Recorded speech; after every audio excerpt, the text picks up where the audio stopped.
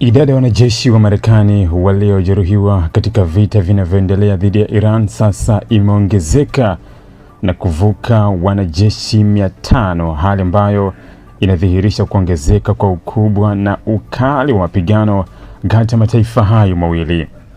Ongezeko hilo linakuja wakati wa operesheni za kijeshi zinaendelea katika maeneo mbalimbali ya Mashariki ya Kati, huku pande zote zikiendelea kufanya mashambulizi ya anga, makombora na ndege zisizo na rubani dhidi ya malengo ya kijeshi.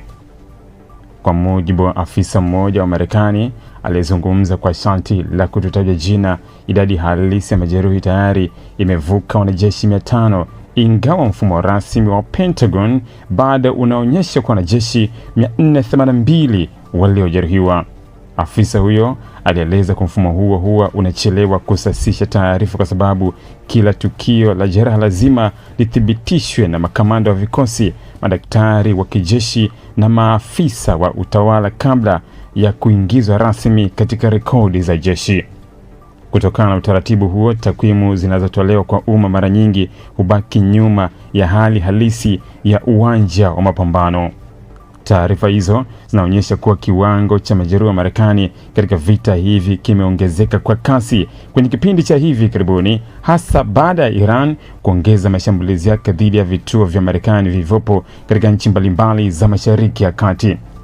Mashambulizi hayo yamehusisha matumizi ya makombora ya ballistic, makombora ya masafa marefu, ndege zisizo na rubani pamoja na silaha nyingine zinazolenga miundombinu ya kijeshi na maeneo na hifadhi wanajeshi wa Marekani.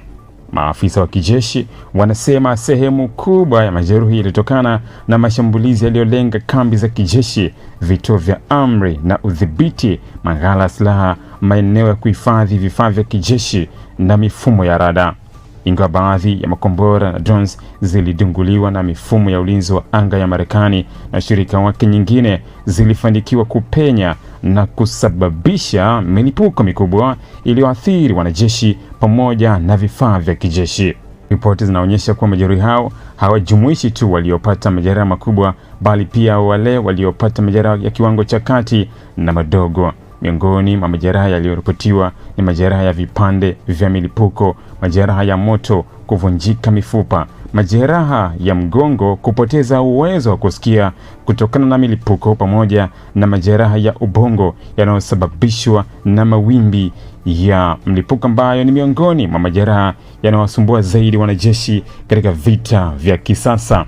Wanajeshi wengi walipatiwa huduma ya kwanza katika vituo vya afya vilivyopo karibu na maeneo ya mapigano kabla ya kuhamishiwa hospitali za kijeshi kwa kutumia ndege maalum za matibabu. Waliokuwa katika hali mbaya zaidi walihamishiwa hospitali kubwa za kijeshi nje ya eneo la mapigano kwa ajili ya upasuaji na matibabu ya muda mrefu, huku wengine wakitarajiwa kurejeshwa nchini Marekani kwa ajili ya uangalizi zaidi. Kuongezeka kwa idadi ya majeruhi pia kunaweka mzigo mkubwa kwa mfumo wa afya wa jeshi la Marekani. Daktari wa kijeshi, wauguzi na timu za dharura zimeendelea kufanya kazi saa 24 kuhakikisha wanajeshi waliojeruhiwa wanapata matibabu kwa wakati.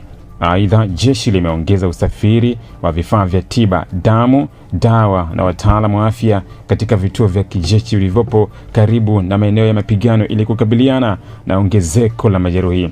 Upande mwingine, Marekani imeendelea kuongeza mashambulizi yake dhidi ya Iran kwa lengo la kudhoofisha uwezo wa Tehran. Mashambulizi hayo yamelenga vituo vya uongozi wa kijeshi, maghala ya makombora, maeneo ya kutengeneza na kuhifadhi drones, mifumo ya ulinzi wa anga, viwanja vya ndege, vituo vya mawasiliano pamoja na njia za usafirishaji wa vifaa vya kijeshi. Pentagon imekuwa ikieleza kuwa operesheni hizo zinalenga kupunguza uwezo wa Iran kuendelea kushambulia vikosi vya Marekani na washirika wake katika eneo hilo.